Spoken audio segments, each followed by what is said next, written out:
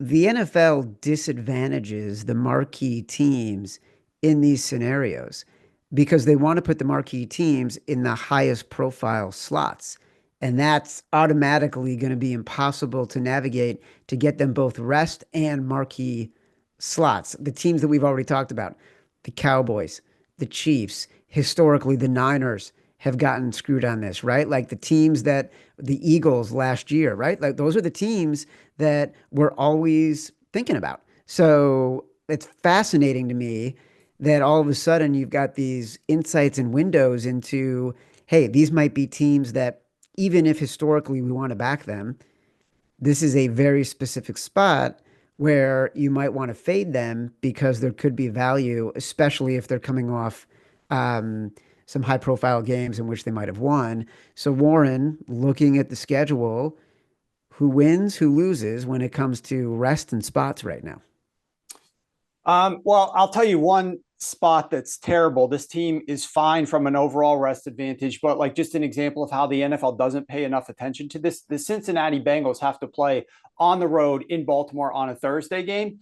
And that's the third straight year that they have to play on the road in Baltimore on a Thursday game. And how many times have the Ravens gone into Cincinnati to play on the road on a Thursday game? One time since 2006. So we're talking one time in the last 19 years. But Cincinnati's had to do it now 3 straight years in Baltimore. By the way, Baltimore 9-0 hosting Thursday night home games. Most teams are really good when they host Thursday night games. Baltimore's terrible when they go on the road on Thursday. That 9-0 team at home turns into 2-7 on the road.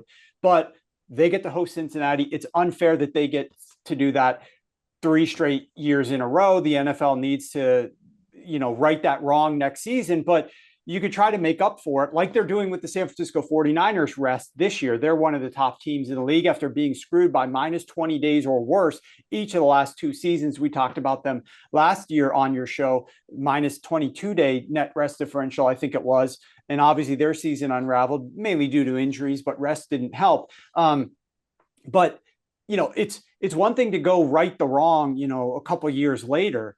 The issue is trying to make it as balanced as possible in the moment and not have these situations happen because coaches' careers are on the line, a couple bad seasons because in some part rest is factoring into the fact that you're unable to win some of these games and all of a sudden you're out of a job. So it might help your successor when they right the wrong a couple of years from now, but it's not going to help you in the moment.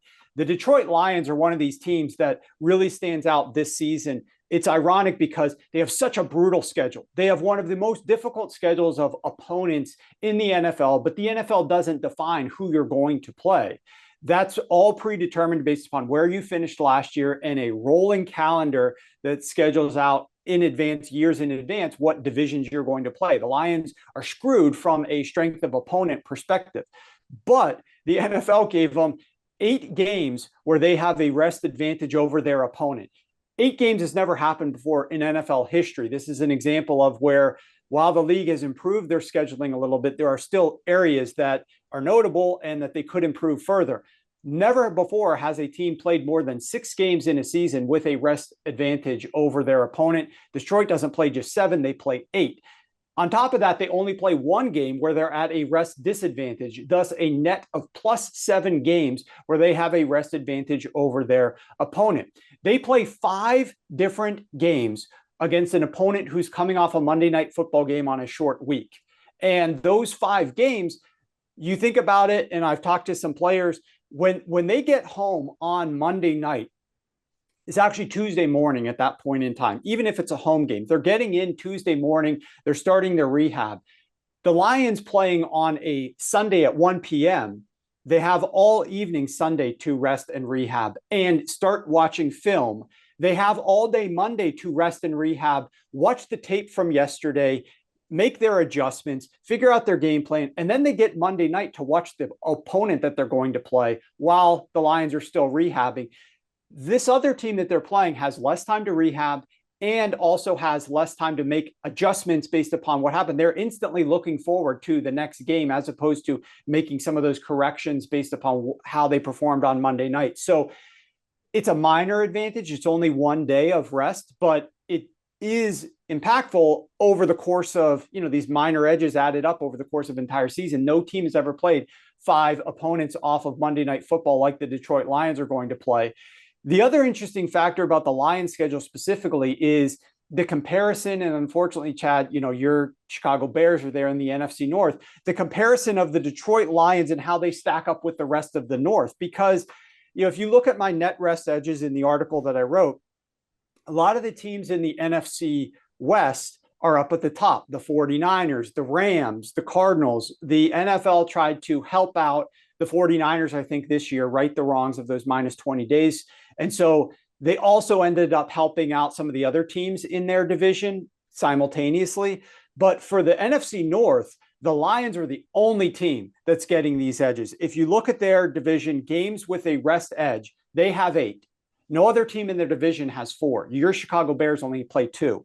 Games with a rest disadvantage, I just mentioned, the Detroit Lions play only 1 such game.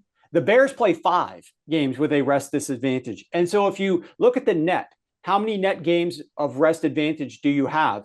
The Lions are at +7, 8 and 1, +7. The Bears and everybody else is 0 or worse. In fact, the Bears are -3. So that's just games with a rest advantage, the net games. The Lions are at +7 and your Chicago Bears are -3. We're talking about a 10-game span in a 17-game season.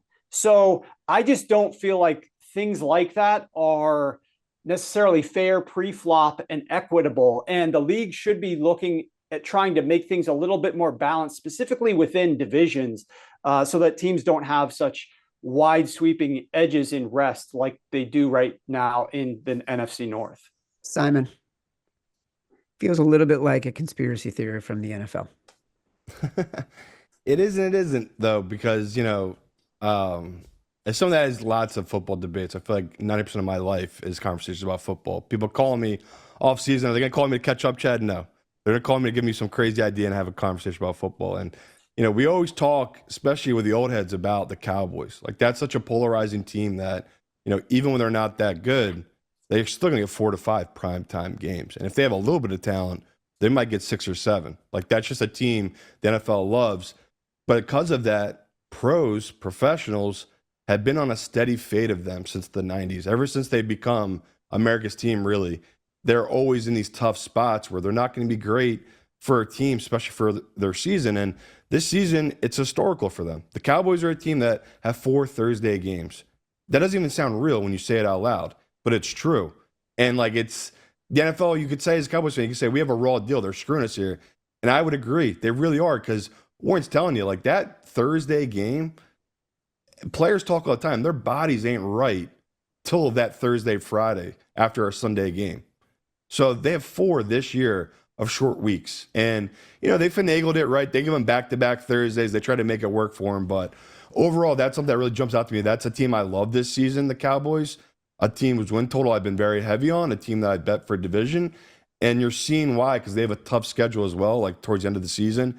Why their win total is what it is, Chad, 7.5, 8.5, because the NFL screws them with the schedule because they are America's team, and they're not getting any favors where the NFC East is playing really tough out-of-division games this season. So that's something I really can't wait to dive into when I get Warren's book about his outlook on this Cowboys team, because that was something that jumped out to me right away, where it's like, man, I thought I was getting insanely good value. You see their schedule once it came out, I goes, okay, I get why that's such a low number, right? There's a lot of hype for Washington, the Eagles, but they also have a very tough schedule this upcoming season in Dallas.